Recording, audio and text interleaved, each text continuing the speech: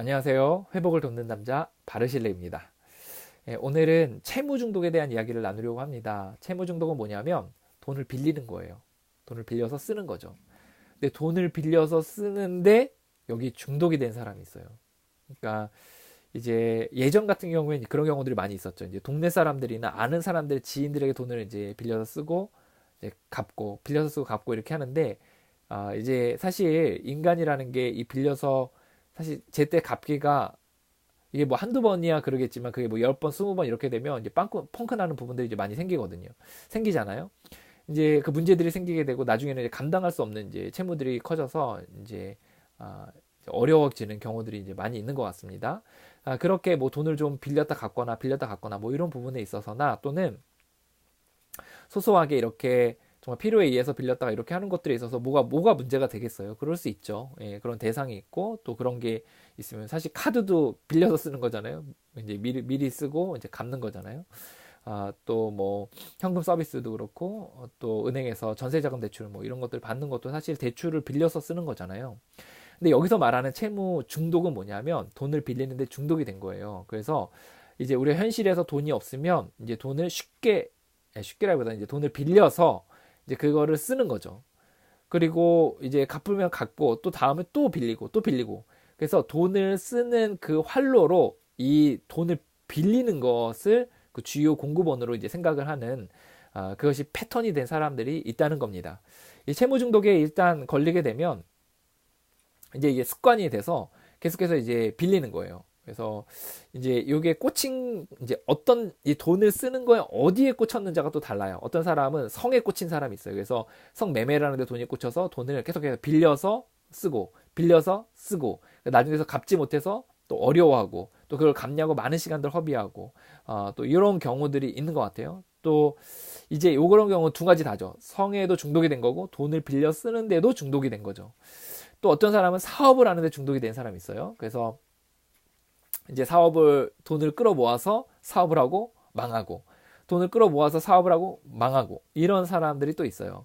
또 소액으로 빌리는 것에 중독이 된 사람도 있어요. 뭐, 한 10만 원, 뭐 100만 원, 뭐 300만 원, 이런 것들을 이렇게 빌려서 쓰고, 이렇게 하는 경우들이 있는 것 같아요. 그래서 그런 경우에 이제 문제들이 되고, 이제 어려움을 겪게 되는 거죠. 또 이제 이런 경우에 그 채무 중독에 걸린 사람들이 요렇게 가는 패턴들도 많은 것 같아요. 이제 제1 금융권에서 이제 빌리다가 이제 제1 금융권을 사실 한 두세 번 빌리면 딱 막히잖아요. 자기가 자산이 엄청 많지 않은 이상 두세 번 하고 2 금융권으로 가고 3 금융권으로 가고 그 다음에 이제 어떤 사채나 이런 것들 번외의 돈들을 이렇게 사용하면서 이제 눈덩이처럼 빚이 불어나는 경우들이 이제 많이 있습니다. 이 채무에 중독이 되게 되면 이제 대부분의 사람들에게 신뢰를 잃게 돼요. 신뢰를 잃게 되고 그리고 이제 자기 자신도 이제 돈을 빌리지 말아야지 다짐을 하게 되는 거예요. 그런데 여기에 딱 꽂히면 여기가 사업이나 아니면 도박이나 아니면 뭐 성이나 아니면 이제 관계 중독이나 이런 데 있어서 돈이 꽂혀가지고 이쪽에서 돈을 써야겠다고 하면 공급원이 있어야 될 거 아니에요. 그러면 보통의 사람들은 돈이 없으면 안 쓰거든요. 그런데 이제 그거를 이제 돈을 빌리는 거로 그냥 쉽게 빌려서 그냥 쓰게 되는 거예요. 그래서 이게 사실 이제 3금융권이나 아니면 이제 사채 쪽으로 가면 돈의 그 이자가 엄청나게 되잖아요.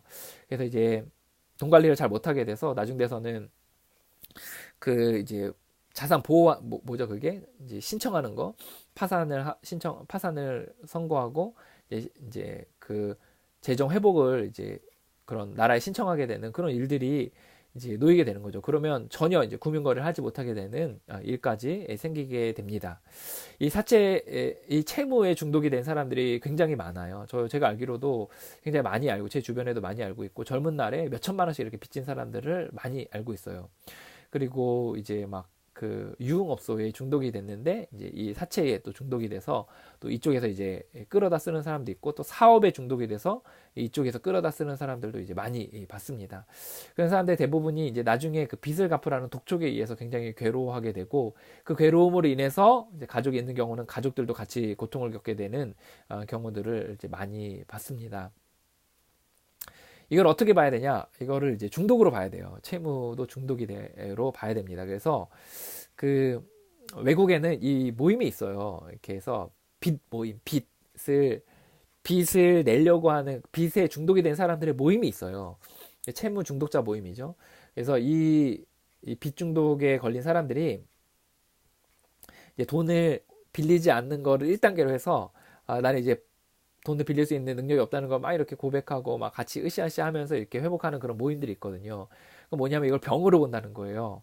근데 한국에서는 사실 이런 부분에 있어서 지금 사실 성중독도 중독으로 보지 않는데 이제 이 무슨 빚 내는 게 중독이 된다라는 것에 대한 개념을 누구가 이해라 하고 누가 관심이나 갖겠어요. 근데 이제 본인들은 중독에 걸려서 거기 시달리고 있는 거죠. 이 부분 치료해야 하는 걸로 알고 있습니다. 그래서 그 이 부분에 있어서 어려움을 겪고 있는 분들이 정말 회복하고자 애써야 된다는 것에 대해서 다시 한번 좀 나누고 싶습니다. 이 영상은 이제 회복에 대한 이 부분의 문제에 대한 정보 전달 차원이 있고요. 회복에 대한 이야기는 이후에 이제 저희들 나누도록 하겠습니다. 예, 이제 여러 빚을 채무 중독으로 인해서 고통 겪고 있는 많은 분들이 이 영상을 통해서 자신에 대해서 좀 더 이해하게 되는 계기가 되기를 바랍니다. 예, 오늘도 골반 가운데서 회복하고자 애쓰시는 많은 분들을 진심으로 응원합니다. 모든 분들이 일어나셔서 함께 회복의 길로 나가길 바랍니다. 화이팅입니다.